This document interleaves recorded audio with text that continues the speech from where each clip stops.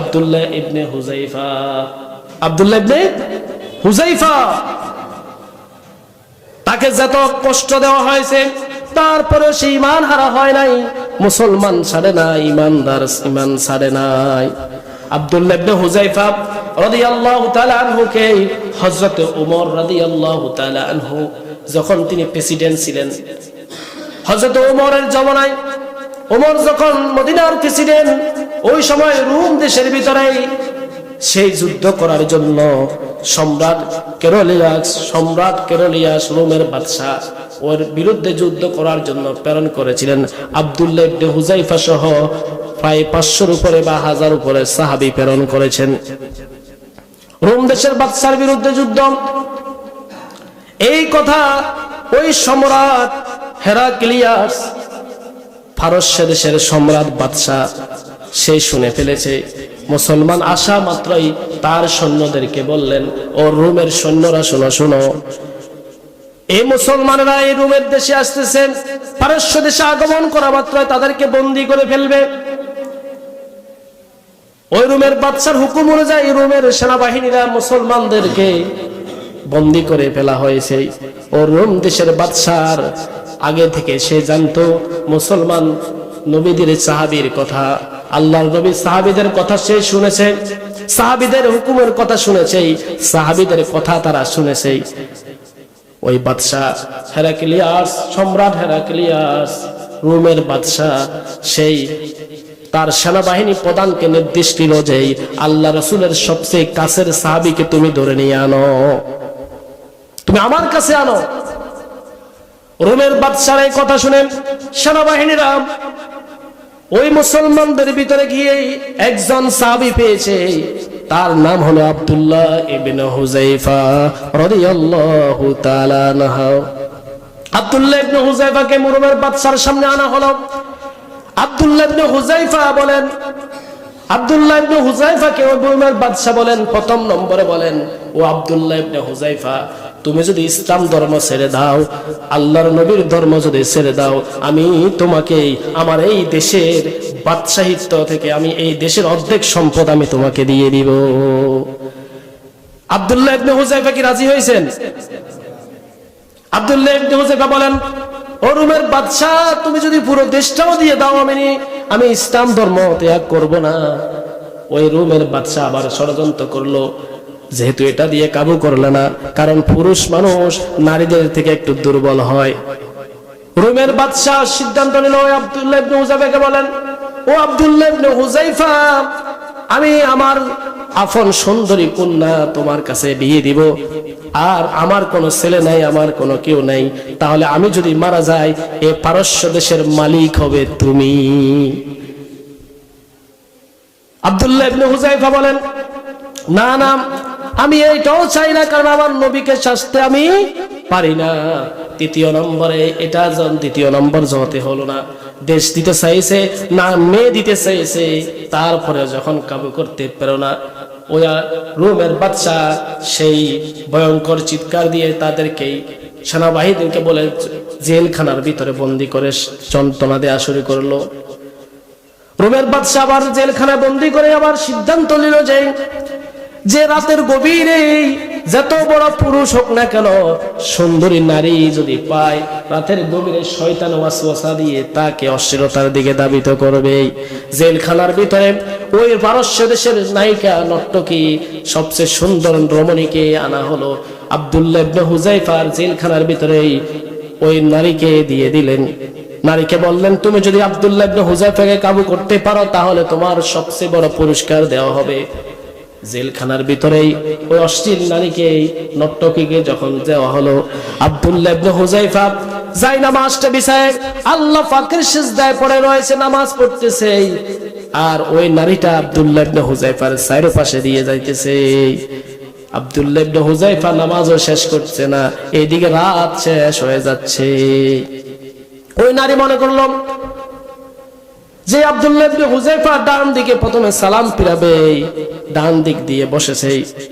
কিন্তু আব্দুল্লাহ ইবনে হুযায়ফা নামাজ শুরু পড়তে আছে আর ওই মহিলা কত রকমের ভঙ্গিমা করে, তারপরেও আব্দুল্লাহ ইবনে হুযায়ফাকে কাবু করতে পারে নাই। সকাল বেলায় ওই নারী রুমের বাদশাকে বলে, আপনি কার কাছে প্রেরণ করেছেন? আপনি কার কাছে প্রেরণ করেছেন? যে এটা কি পুরুষ নাকি আমি জানি না, আর কিছুক্ষণ যদি আমি থাকতাম আমি নিজে মনে হয় কালেমা পড়ে মুসলমান হয়ে যেতাম। আজ ওই আব্দুল্লাহ ইবনে হুযায়ফার মতন জেলখানার ভিতরে কারাবন্দীদের ভিতরে মুসলমানদের নেতাদেরকে, আলেম ওলামাদেরকে এরকম তারা অপবাদ দিতেছে কিনা? মুশরিকের আলেমদের ভিতরে নারী দিয়ে অশ্লীল প্রচার করতেছে, অবৈধ সম্পর্ক দিয়ে যে মুসলমানদের ভিতরে আলেমদের বিরুদ্ধে ষড়যন্ত্র করতেছে। আব্দুল্লাহ ইবনে হুযায়ফাকে জাগাতে এটাও পারলো না। ৪ নম্বরে ফাঁসির মঞ্চে তৈরি করা হলো। যারা মুসলমান বন্দী রয়েছে তাদেরকে ফাঁসির রশির ভিতরে গলা দিয়ে হত্যা করবে। ফাঁসির মঞ্চ তৈরি। আব্দুল্লাহ ইবনে হুযায়ফা সহ সমস্ত সাহাবীদেরকে নিয়ে আনলেন। ফাঁসির মঞ্চের দিকে যখন ধাবিত হবেন, আব্দুল্লাহ ইবনে হুযায়ফার হাত পা বাঁধা হলো। আব্দুল্লাহ ইবনে হুযায়ফাকে যখন ফাঁসির মঞ্চের দিকে যাবেন, আব্দুল্লাহ ইবনে হুযায়ফা রুমের বাদশার দিকে তাকিয়ে হাসতেছে। অবাক হয়ে গেল, কেন হাসে? রুমের বাদশা আব্দুল্লাহ ইবনে হুযায়ফার হাসি দেখে কুতূহল হলো, যে অবাক কাণ্ড, তার এখন মৃত্যু হবে, সে কান্না না করে সে হাসে কেন? তুমি হাসছো কেন? আব্দুল্লাহ ইবনে হুযায়ফা বলেন, তোমার মতন বোকা আহম্মদকে দেখে আমি হাসতেছি যে আমাকে যে ফাঁসি দিতেছ, আমি তো মরবো না, কারণ আমার আল্লাহ বলেছেন বাল আহইয়াউ ওয়ালাকিন লা তাশউরুন। যারা আল্লাহর জন্য জীবন ব্যয় করে, আল্লাহর জন্য জীবন বিলীন করে দেয়, তারা মরে না। এখন রুমের বাদশা বলল, তো তাকে মেরে তো কি লাভ? তা তো মারা যাওয়ার পরেও তো মরে না। আব্দুল্লাহ ইবনে হুযায়ফাকে আবার রুমের বাদশা হুকুম করলো, সেনাবাহিনীকে বললো এদেরকে জেলখানার ভিতরে বন্দী করে খানা দিও না, পানা দিও না, কোনো খানা পানা বন্ধ। অনেকদিন পর্যন্ত আব্দুল্লাহ ইবনে হুযায়ফা এবং সাহাবায়ে কেরামকে খানা পিনা বন্ধ করে দিল। অনেকদিন যাওয়ার পর ডাক্তারকে প্রেরণ করা হয়েছে। ডাক্তার দেখো তো তাদের কি অবস্থা। ডাক্তার কি অবাক হয়ে গেলেন। রুমের বাদশার কাছে ডাক্তার এসে বলে, ও বাদশা জাহাপনা, আর মাত্র একটু সেকেন্ড বাকি আছে, যদি দেরি হয় এরা মারা যাবে। এই কথা শুনে রুমের বাদশা সাথে সাথে খাবার প্রেরণ করেছেন। তাদের সকলের সামনে খাবার প্রেরণ করেছেন, শুকরের বুনা গোশত এবং যে মদ মিশ্রিত পানি। যেহেতু তাদেরকে কোনো কিছু দিয়ে কাবু করতে পারলাম না, জান বাঁচানোর জন্য শুকরের গোশত খাবে, আবার মদও খাবে, তাহলে ঈমান হারা হবে। মদ কি হারাম না হালাল? শুকরের মাংস হালাল না হারাম? আমাদেরকে এই অবস্থা যদি দে, আপনি হারাম খাবেন না? আমাদের ঈমান মাত্র টুনে বলে ঈমান। আব্দুল্লাহ ইবনে হুযায়ফা বলেন, এখানে কি এনেছো? বলে শুকরের গুনা মাংস আর মদ মিশ্রিত পানি। জান বাঁচাতে হলে এটা খাও। আর আমরা তো জান বাঁচানো ফরজ মনে করি, আরো খেয়ে ফেলবো। আব্দুল্লাহ ইবনে হুযায়ফা খেলেন না, সমস্ত সাহাবায়ে কেরামও খেলেন না। জান দিতে পারি কিন্তু হারাম ভক্ষণ আমরা করব না। এখান দিয়ে কাবু করতে পারলো না।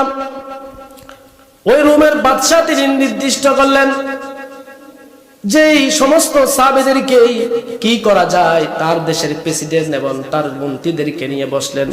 এত কিছু দেওয়ার পরেও তাদেরকে যেহেতু আমি কাবু করতে পারলাম না, তাদেরকে এই তেল গরম করা হোক। সিদ্ধান্ত হলো, বিশাল আগুনের কুণ্ডলী করে বিশাল পাতিলের ভিতরে তেল গরম করে তাদের ভিতরে দিয়ে তাদেরকে শেষ করা হবে।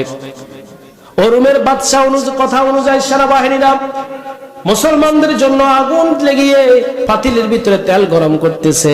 তেল গরম করা শেষ।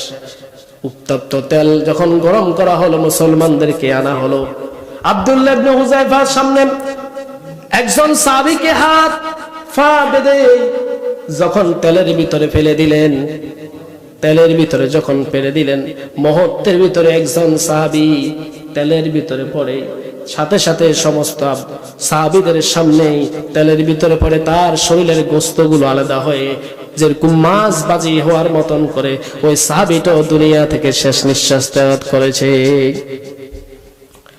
এর আগে কিন্তু আব্দুল্লাহ ইবনে হুযায়ফা চিন্তা হয়ে গেল, হায় রে, আমি সাহাবায়ে কেরামকে কিভাবে বাঁচাবো।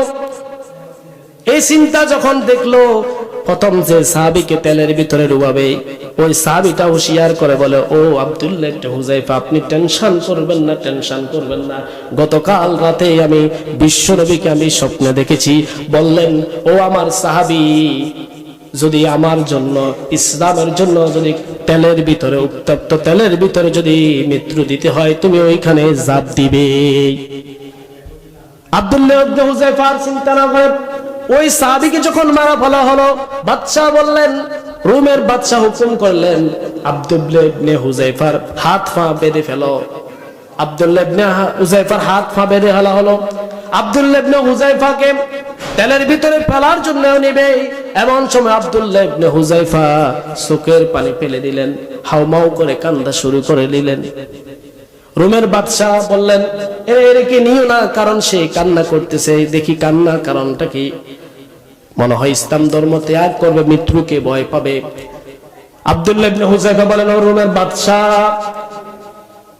আমি কান্না করেছি, আমি মৃত্যুর ভয়ে কান্না করতেছি না, আমি কান্না করতেছি এই কারণে যে আমি আমার বন্ধুকে তুমি আগেই তেলের ভিতরে দিয়ে শহীদ করে দিয়েছো। প্রতি আমরা জন্ম হওয়ার পর থেকে আমার এই বন্ধুর সাথে আমল দিয়ে প্রতিযোগিতা করতাম। সে যদি নফল নামাজ 2 রাকাত পড়তো, আমি 4 রাকাত পড়তাম। সে যদি একটা রোজা রাখতো, আমি 2টা রোজা রাখতাম। আজ আমার আগে সে জান্নাতে চলে গেল, আমি এই কারণে আমি কান্না করতেছি। ওই রোমের বাদশা অবাক হয়ে গেল, অবাক কাণ্ড।